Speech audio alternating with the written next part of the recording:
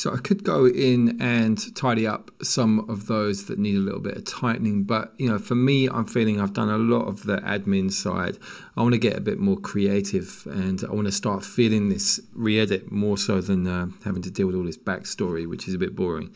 So I'm going to leave those as they are, and what I've decided to do is to bring in a bit more of a kind of hip-hop ethic to this, which I feel is the real kind of way for getting creative freedom on a re-edit. You could easily start going through this, dragging these around and trying to find sections that you think work nicely. But in my experience, that's actually a little bit dull. We have to cater for everybody's approaches. So if you're the kind of person who likes to drag things around, that's absolutely fine. You might get some really good results once you've actually got these laid out and tidied up as I have. But I am going to recommend just another little bit of admin before it takes us to the point where we can actually do some really interesting stuff and really get to start playing around with these sections. And just to get this on the go, what I need to do is just to get all of these in one contiguous section. So all of these are together basically. Let me just get these and select these and move these over to fill in the gaps. I've got the bar snap still on, so everything's all going to be nice and precise. So there we go.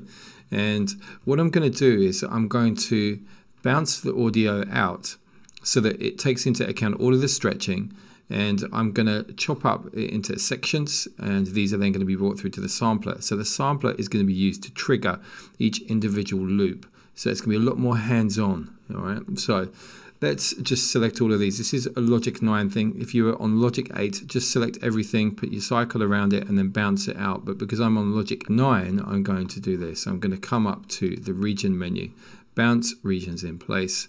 And we've got here the name, that's absolutely fine. I'm going to leave that. Destination new track, I'm going to leave the source. I'm going to click OK. Off it goes. Bouncing out a brand new region here. I'm going to zoom in. I'm going to do the chopping again. So we're going to come down to the scissors and we're going to do this on a bar basis. There we go. All nice and neatly chopped. And now I'm going to select this and we're going to come up to audio. And we're going to say here, convert regions to new sampler tracks. So you've seen this kind of stuff before. It's really, really handy here. If you're on Logic 8, you will need to take those regions and manually drag them as zones onto the sampler. Okay, so let's just go ahead, convert regions to new sampler track. And I'm going to go from regions, not from the transient markers. I'm going to click OK. It's going to create the EXS24. It's going to have the MIDI data. We really do not need that, so let's just take that away. And we can actually take this away as well. I'm going to keep this up here just in case I need to go back to that. But we've now got the EXS24.